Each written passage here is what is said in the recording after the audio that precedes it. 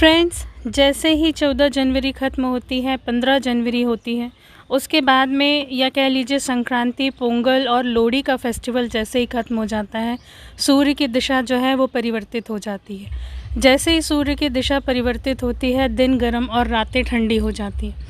उस समय जो ऐसे प्लांट्स जो मॉडरेट क्लाइमेट में होते हैं, ख़ास तौर पर हिबिस्कस, वे उनके अंदर जो है ग्रोथ होने लगती है। जैसे ही आप फरवरी का फर्स्ट या सेकंड वीक होगा, सभी पौधों में आप देखेंगे नए नए फुटाव होने लगेंगे। उसके पहले यदि हम ऑर्गेनिक गार्डनिंग, जितने भी मेरे फ्रेंड्स करते हैं ऑर्गेनिक गार्डनिंग, कुछ जो कार्य है वो हमें हिबिस्कस में, आजकल जो हिबिस्कस आप देखते हैं पुणे वैरायटी या बहुत सारे कलर्स में आते हैं, हाइब्रिड होते हैं, कुछ ग्राफ्टेड होते हैं, वे सभी हिबिस्कस मॉडरेट क्लाइमेट में होने वाले होते हैं। उन पर कुछ काम यदि अभी हम कर लें तो जैसे ही मौसम परिवर्तित होगा, दोपहर थोड़ी सी गर्म होने लग जाएंगी, 25 से 30 डिग्री तक टेम्परेचर पहुंचेगा, इनमें ब्लूमिंग होने लग जाएगी।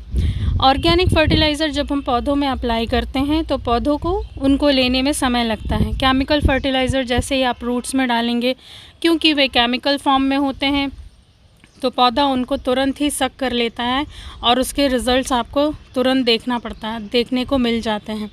लेकिन उसका जो सबसे बड़ा ड्रॉबैक होता है कि वो आपकी मिट्टी जो है उसको ख़राब कर देता है।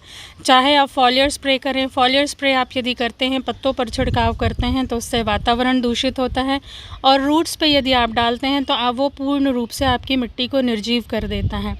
ऑर्गेनिक फर्टिलाइज़र अपने आप में एक वरदान है जो मिट्टी को भी पोषित करता है और लंबे समय तक उसके प्रभाव हमें देखने को मिलते हैं। सबसे पहले कुछ सामान आप इकट्ठा कर लीजिए, जैसे ये सैनिटाइज़र है, आजकल सभी के घर में उपलब्ध है। सैनिटाइज़र से अपने सभी गार्डनिंग टूल्स को आप सैनिटाइज़ करके फिर इस्तेमाल कीजिए।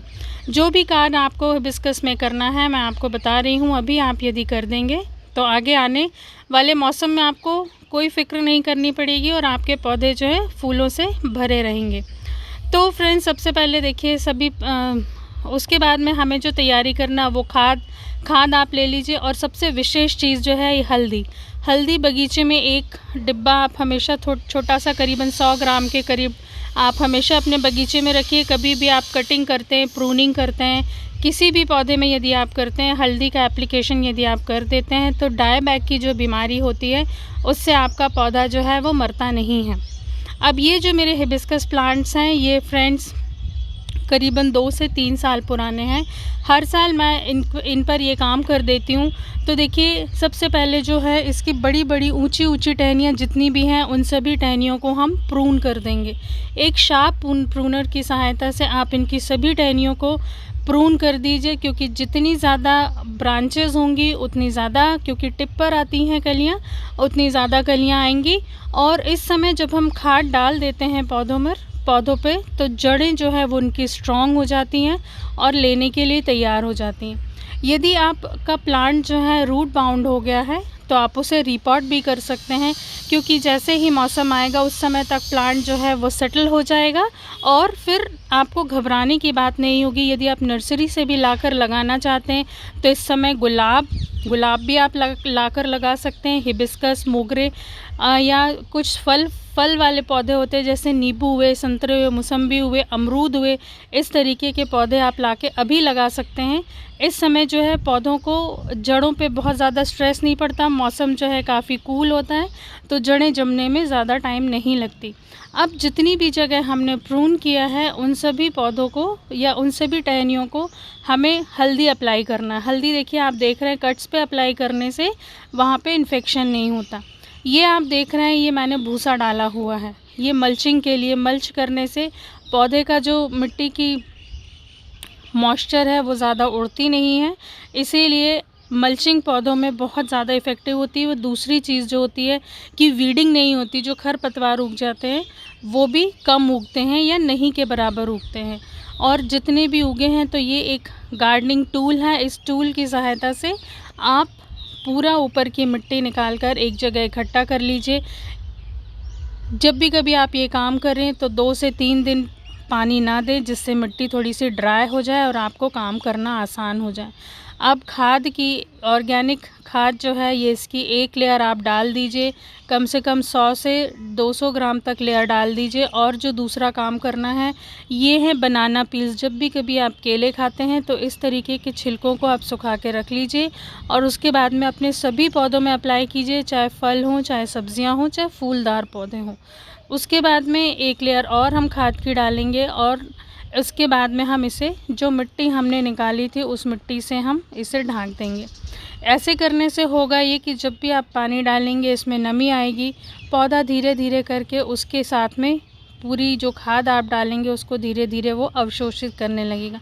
ऑर्गेनिक गार्डनिंग जब हम करते हैं तो हमें इस तरह के काम हमें पहले से कर लेना, मौसम आने के पहले से कर लेने चाहिए, ताकि जब मौसम आए तो उस समय हम उसको बैठकर एंजॉय कर सकें।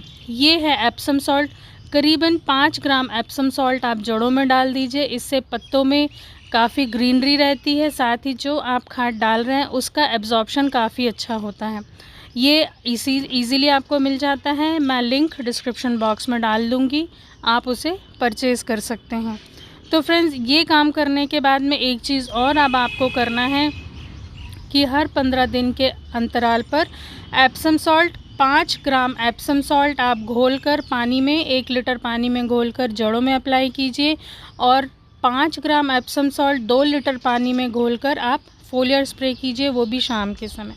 अब क्योंकि इस समय कभी कभी बदरीला मौसम आ जाता है, बादल आ जाते हैं, धूप कम हो जाती है, कोहरा, कहीं कहीं कोहरा भी पड़ने लगता है, तो उस समय काफ़ी ज़्यादा एफिड्स का और मिलीबग का अटैक होता है।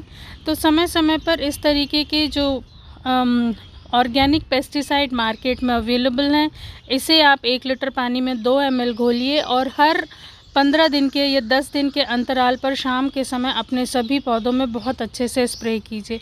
उससे होगा ये कि किसी भी प्रकार के कीड़े की बढ़वार यदि चल रही होगी तो वो उसी समय रुक जाएगी। पत्तों पे स्प्रे करने के साथ साथ आप उसे जड़ों में, मिट्टी में भी स्प्रे कीजिए थोड़ा सा, कि जड़ के ऊपर यदि कोई कीड़ा पनप रहा होगा तो वो भी ख़त्म हो जाएगा।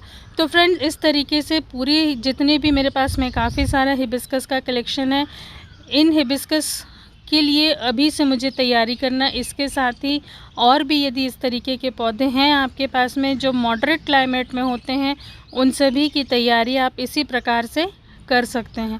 अब मैं आपको बताती हूँ कि मैं खाद मैंने इसलिए अभी तक डिटेल में बताया नहीं। अब मैं आपको बताती हूँ कि जो खाद मैं लेती हूँ इसका आप प्रॉपर मिक्स बनाकर आप स्टोर करके रख सकते हैं, साल भर ये ख़राब नहीं होता है। तो फ्रेंड्स, इसमें मैंने देखिए 50% लिया है वर्मी कंपोस्ट, और मैंने वर्मी कंपोस्ट यदि आप अभी लाकर स्टोर करके रख लेंगे, जितना पुराना होगा वो भी काफ़ी फ़ायदेमंद होता है।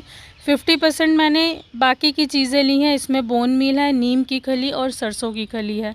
बोन मील यदि आप नहीं इस्तेमाल करना चाहते तो उसकी जगह पे मैंने बताया है रंगोली का आप इस्तेमाल कर सकते हैं, सफ़ेद रंगोली का, और या फिर रॉक फॉस्फेट आता है, उसके ऊपर भी मेरा एक वीडियो है, आप चैनल पर जाकर देख सकते हैं। तो इन सभी चीज़ों को आप बराबर बहुत अच्छे से मिलाकर और पैक करके रख लीजिए। नीम की खली यदि आपके पास में नहीं है, नीम की खली फंगीसाइड, बैक्टीरिया साइड होती है, क्योंकि उसमें जड़ों में कीड़े नहीं लगते हैं, इसलिए हम नीम की खली इस्तेमाल करते हैं। इन सभी चीज़ों को आप मिलाकर और स्टोर करके रख सकते हैं।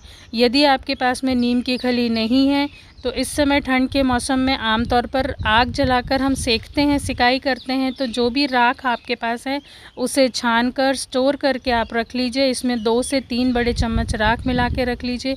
वो फंगीसाइड का भी काम करती है, उससे कीड़े मकोड़े, स्नेल्स वगैरह नहीं आती, चींटियाँ नहीं आती। तो राख का भी आप इस्तेमाल कर सकते हैं। यदि राख आपके पास नहीं है तो ऑर्गेनिक जो है मैं ट्राइकोडर्मा इस्तेमाल करती हूँ, आप उसे भी मिलाकर रख सकते हैं, वो पूरी तरीके से सेफ़ है। तो फ्रेंड्स, इस तरीके से तैयारी कीजिए। फ्रेंड्स, यदि आप चैनल पर नए हैं तो चैनल को सब्सक्राइब कीजिए, वीडियोस को लाइक और शेयर कीजिए, अपने कमेंट्स मुझे लिख भेजिए। तो आज के वीडियो में इतना ही, फिर एक नए इन्फॉर्मेटिव वीडियो के साथ हम फिर मिलते हैं। तब तक के लिए bye bye, thanks for watching, happy gardening.